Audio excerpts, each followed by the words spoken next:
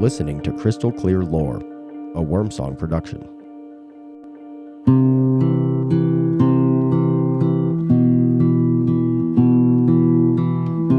The valley called itself Prosperity Hollow, but everyone who'd lived there longer than a season just said the Hollow.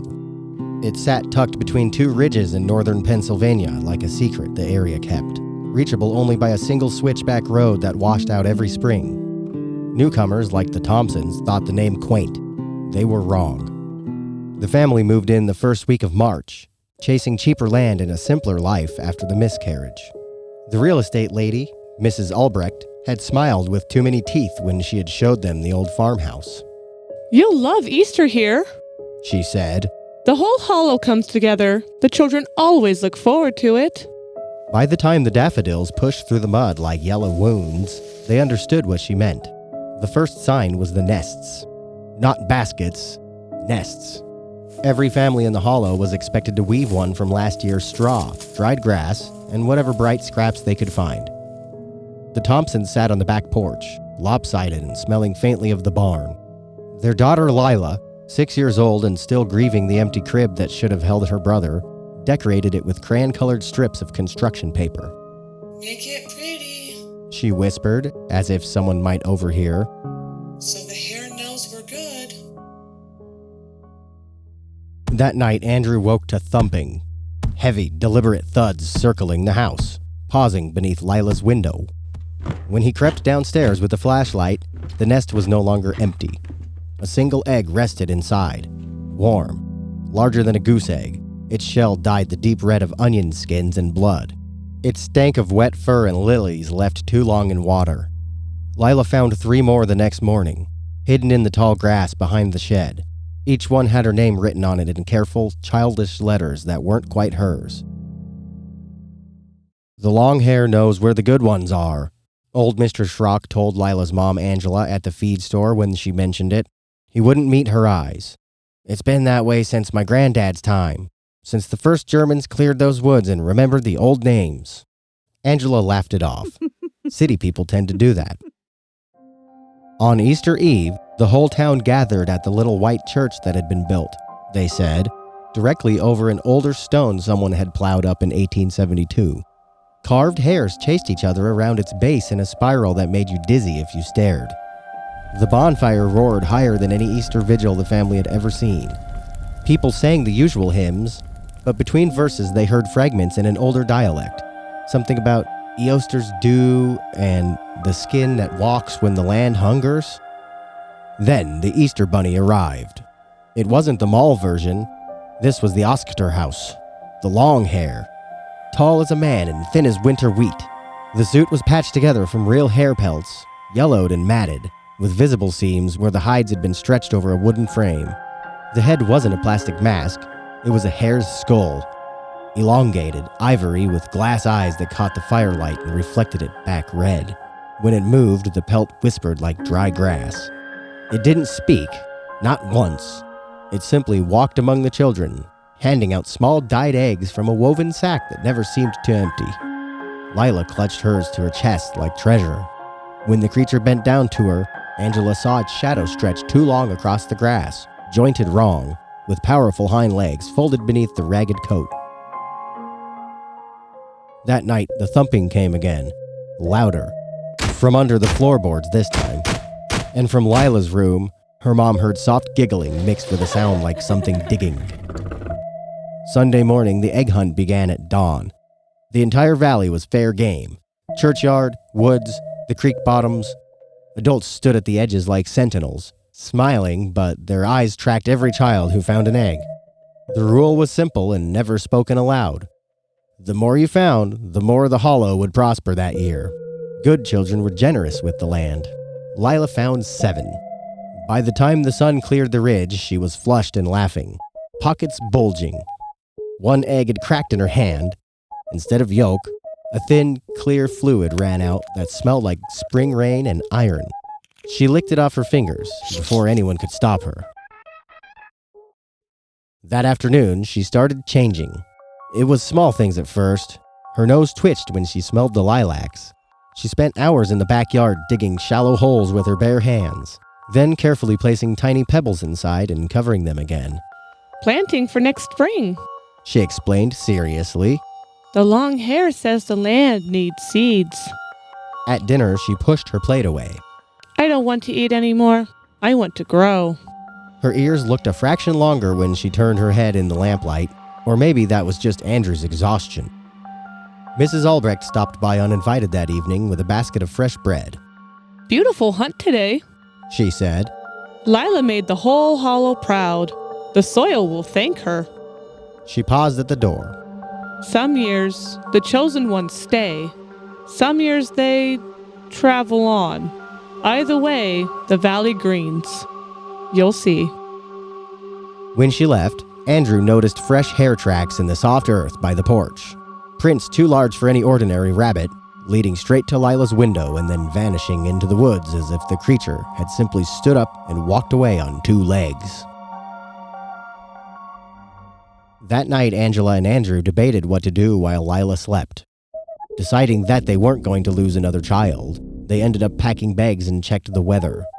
The road was still open, barely. At 2 a.m., they carried their daughter to the car, her new nest tucked under one arm like a security blanket. The engine turned over once, then died.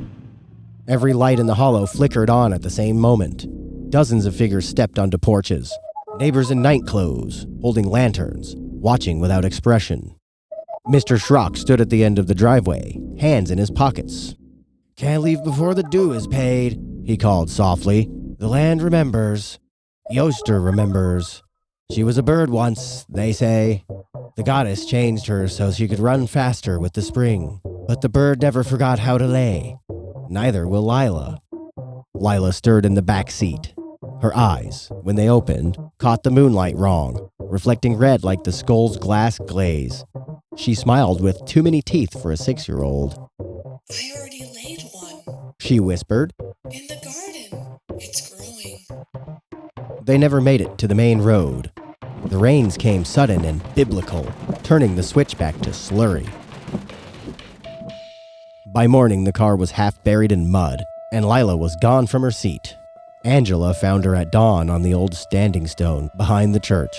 She had woven a new nest from her own hair and clothes she'd torn apart. Inside lay a single warm egg, larger than the others, its shell pulsing faintly. When Angela reached for her, she hopped, actually hopped, backward on legs that were already lengthening, joints popping softly like green wood in a fire.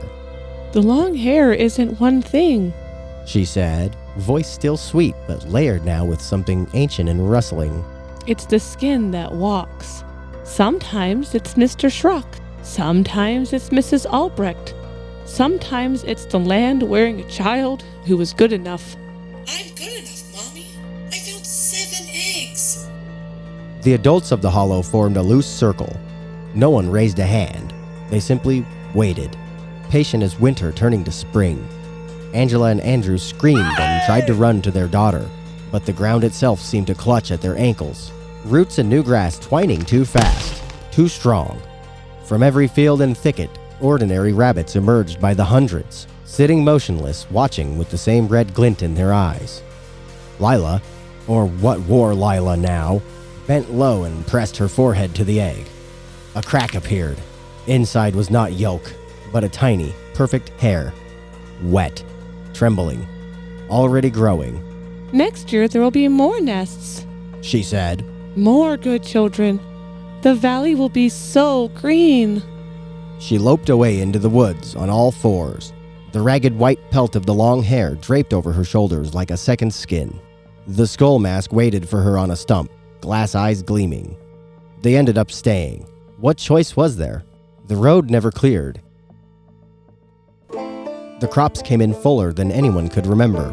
Neighbors brought casseroles and quiet condolences. Some nights they could still hear the thumping under the floorboards. Some mornings they would find new eggs in the old nest on the porch. Warm, red as onion skins and blood. And every spring, when the daffodils push through like yellow wounds, they tearfully weave another nest, just in case. Because the long hair knows where the good ones are, and the land is always hungry for its due. Welcome back to Crystal Clear Lore. I'm Crystal Lance, and I'm back again with my producer Brady. And happy Easter, everyone! Happy Easter! Did you find any eggs? Was there anything cool inside? Let's hope it's not a baby hare like the story. That was kind of messed up. Yeah, let's hope it was just like some chocolate. Yeah. I'm not going to name any chocolates because they're not going to pay us. But you know the ones. Yeah, they can pay us, and we'll tell you all about the chocolate. Or, okay, if you don't like chocolate, there's always jelly beans. Anything that's better than hair, like a living hair. If you couldn't guess, this week we're talking about the Easter Bunny. And the Easter Bunny is a German lad. Oh, yeah. I don't know if I pronounced, what is it, Oyster? I would say Osterhouse. Osterhouse. And there was Oster. And then also Or Oster. Osterhase. Yeah, Oster. Is another way to say it. He's originally like the Easter hare. Okay, it's originally like a wild hare. Not the little cute clothed domestic bunny rabbit that we see today. With little vest and little bow tie because he's a fancy boy. Not the friendly bun version that we get. That's a very American and commercialized evolution. Like a lot of the things we talk about here. Like a lot. They have to twist it a little bit to make it more sensationalized, I would imagine. So the first thing we're going to touch on with the Easter Bunny is why the Easter Bunny is a bunny. Enlighten us. So what are bunnies really known for? I don't want to say it. We might get canceled. Just say it. Do the thing. Mating? Yes. They're super famous for their... Doing it? Gosh, so many babies. They do it. They can produce multiple litters a year, and they start breeding pretty young. If I had a mattress squeaking sound effect on my board right now, I wish I would have prepared for that. That's fair. Because of their high rate of reproduction, bunnies are ancient symbols of fertility, new life, and the renewal of spring after winter. Shout out. They become visible in spring because that's when they start emerging from their burrows. They don't like hibernate, though. They just kind of stay inside more during the cold months like us. Oh. So I hit the button. Okay. Wow, careful with the button. I know, I hit the button. I'm the one that's supposed to be managing the buttons. I hit the button on my phone, and I'm the all of button my bitch. notes just went away. Oh, no, well, that's the end of the episode. I hope that made the Easter Bunny crystal clear. I found him. It's okay. I'll save the episode. Yay. So the hares and bunnies, they're linked to spring festivals celebrating like rebirth and abundance across Europe before Christianity kind of had its spread over Europe. So very, very old roots. Sometimes in medieval art and folklore, hares were associated with the Virgin Mary and the idea of like virgin birth. Oh, like a certain other story? What other story? The one with the J? Oh, yeah. The big J? The big J. On the big T? So, lowercase. Virgin birth, Virgin Mary were associated with hares. And this is because ancient writers, there was like a lot of like Greek and Roman writers, mistakenly believed that hares could reproduce without mating, or they were hermaphroditic. Oh boy. Yeah, so they symbolized purity and miraculous conception. That's a bit of a mistake, huh? And then it was like, oops, guess what? Got that wrong.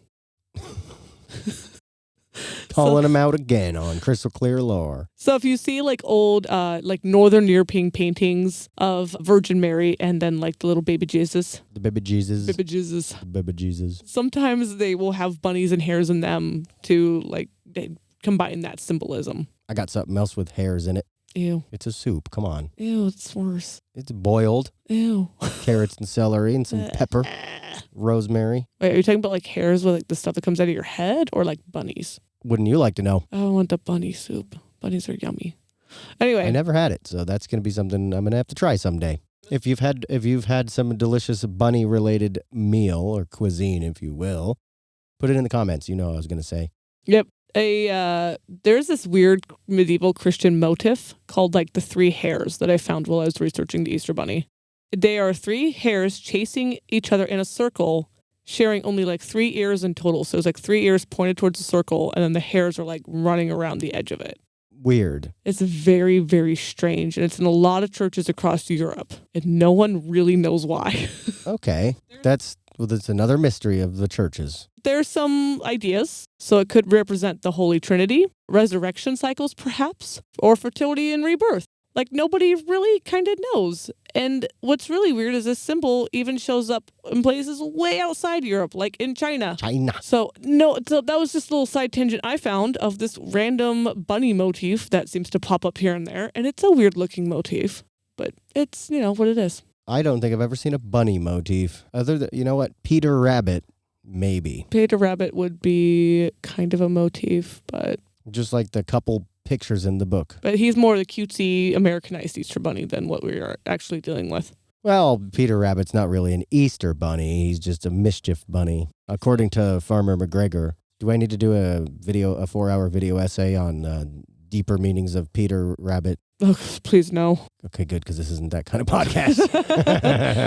There is some pagan connections because bunnies are, the bunny motif, the bunny theme for spring predates Christianity. The name that we use for the holiday, Easter, it likely comes from the Old English month Eostermonoth. I'm hoping I'm saying that right. Yeah, Eostermonoth. I found that it was mentioned by an 8th century monk named Bede, and it was possibly named after a goddess Eoster. And then later writers like Jacob Grimm.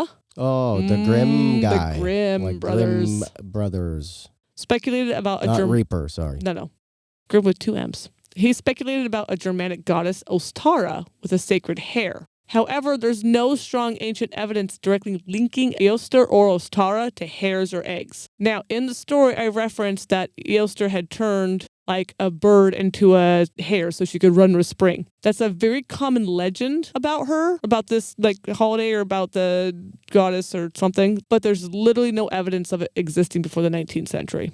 So once I found out that, I kind of stopped digging into that aspect because I was like, well, this could just be something that was made up after the fact and actually wasn't ever a thing. But then again, folklore isn't always written down, so. Yeah, well, that's the thing. It's hard to tell. Well, that's why we make up half of it. And no, I'm just joking.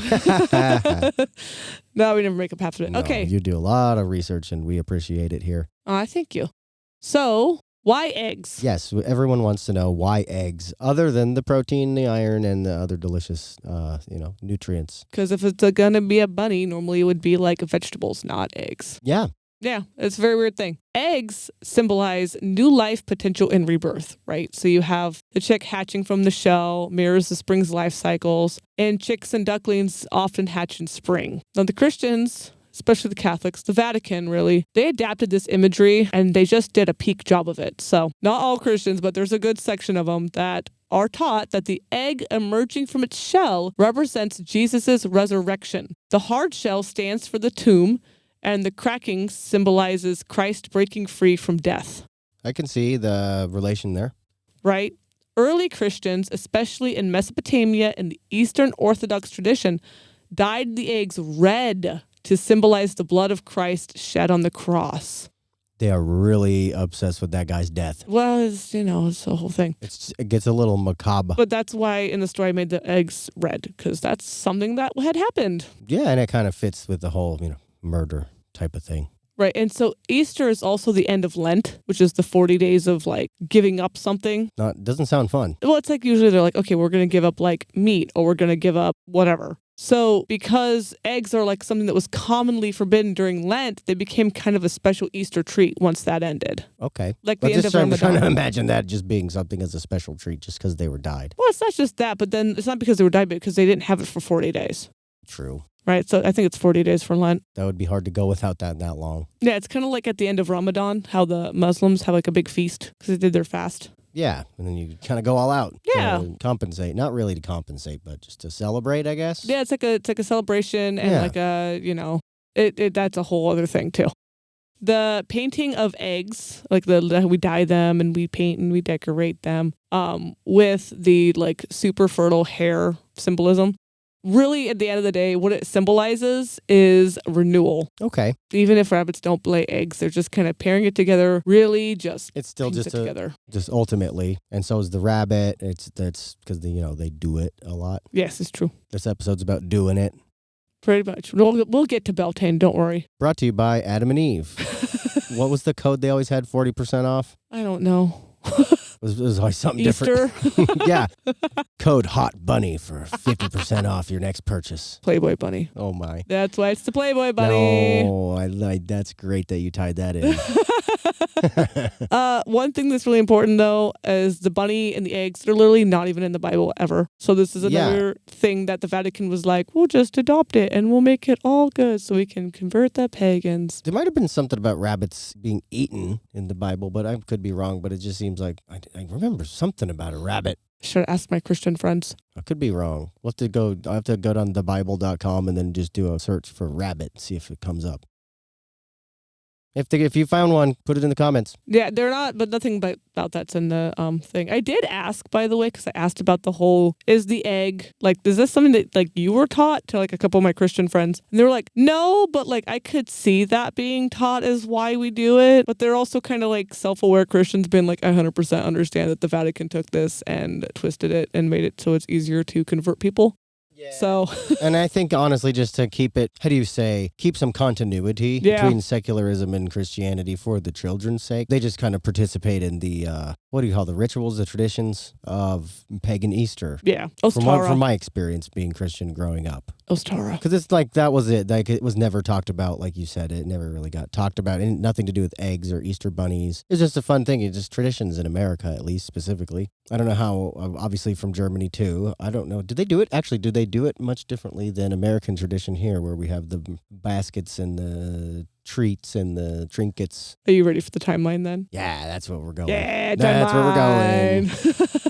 Okay, the first clear written reference that I was able to find comes from 1682. Sometimes, though, other people have it written around as 1678. So, again, I'm not 100% sure. It's late 17th century, bare minimum.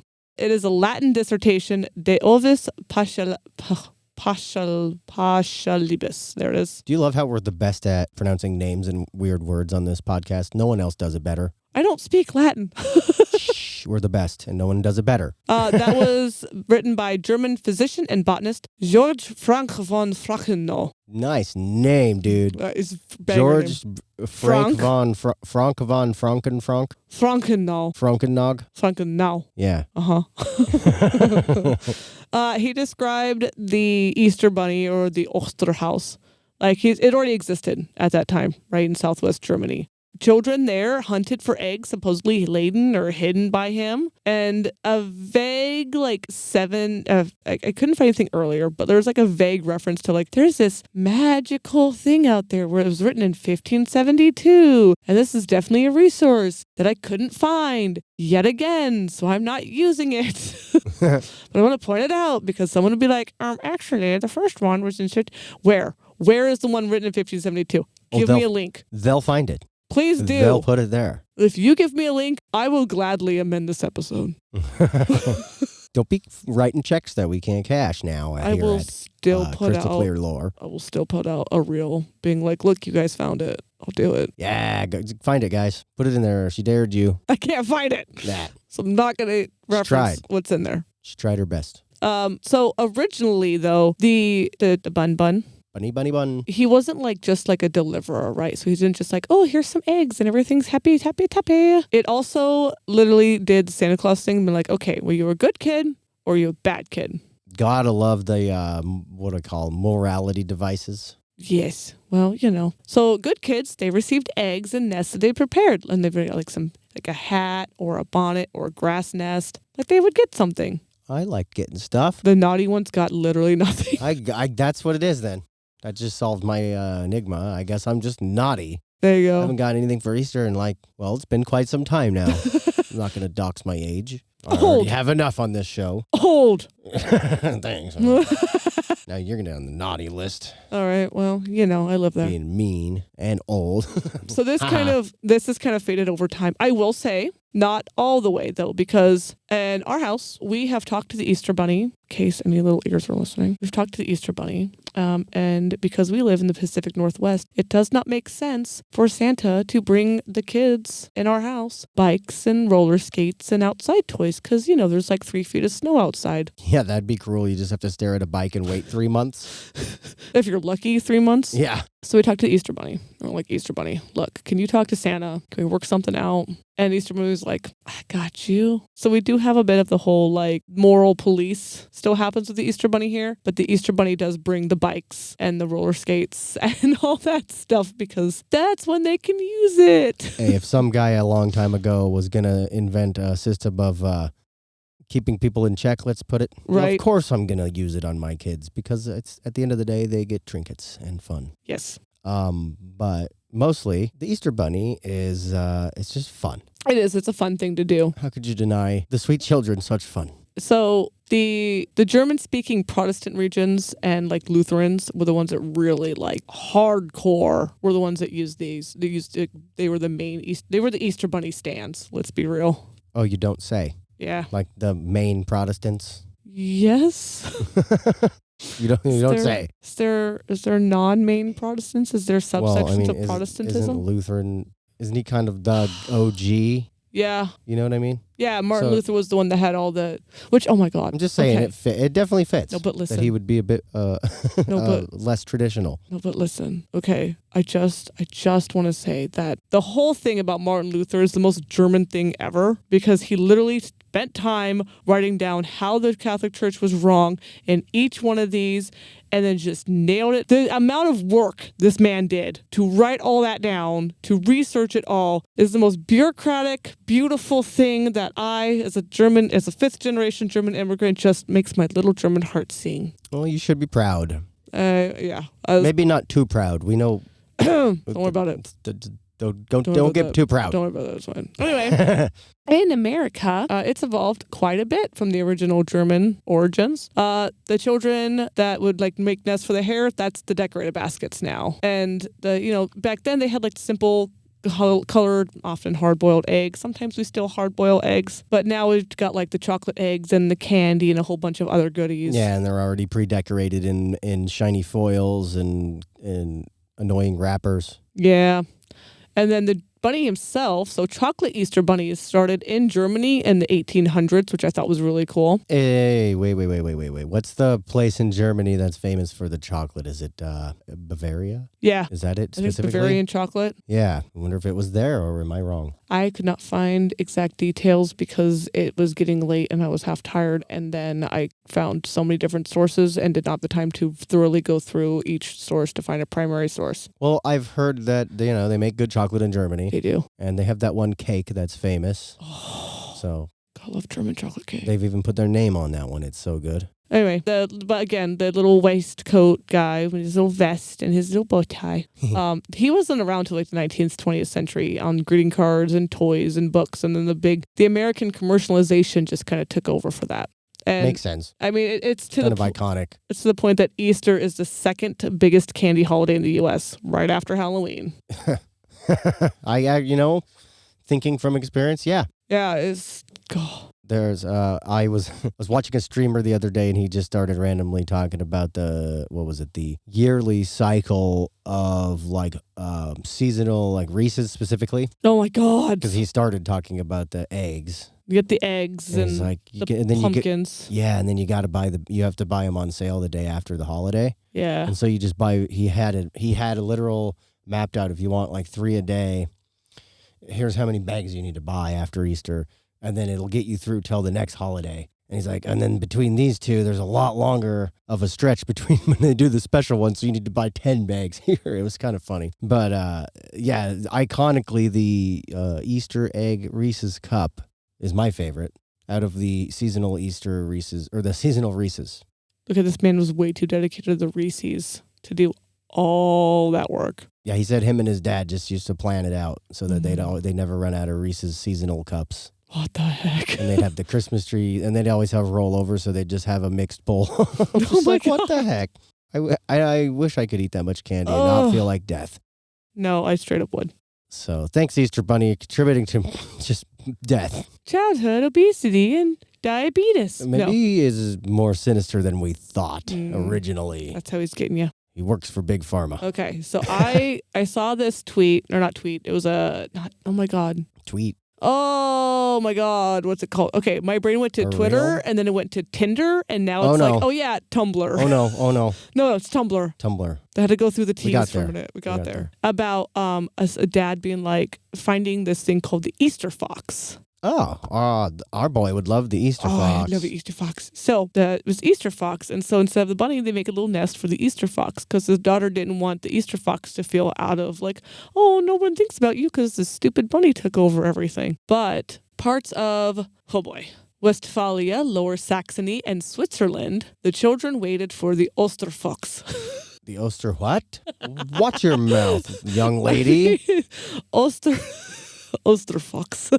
What did you do with the oyster? Oh, this is out of hand. We're surely getting demonetized. I could, yeah. So Easter fox, it means Easter fox. Yeah. They would build nests out of hay and moss and hunted for yellow fox eggs that were dyed with onion skins. Nice. The custom lasted into the mid 20th century in some areas before the bunny pretty much replaced it. And then other ones that I found, there was an Easter stork and an Easter rooster and an Easter cuckoo.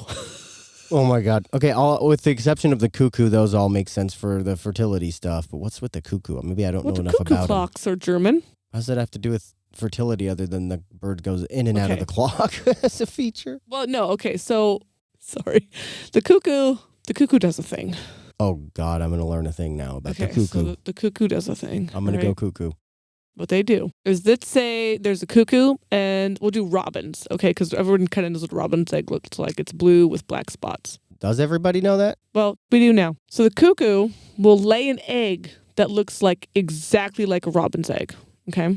Ooh. So what they'll do, and they evolved to match different ones. Imposter. But what they'll do is they will go into a robin's nest while the mom or whatever's gone. They will push out one of the robin eggs, lay their cuckoo egg, and then they will lay that, and then the robin will hatch the cuckoo egg and just raise the cuckoo as its own baby. Whoa. Okay. Whoa. That's a different type of interloping right there. Like, it's a very fascinating thing that they do. That's kind of cool and creepy and violating and weird, and that's awesome. It gets worse or better. What? Let's say the robin originally hatched 4 eggs.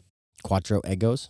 So the first egg leaves because, the cuckoo replaces it, right? Yep.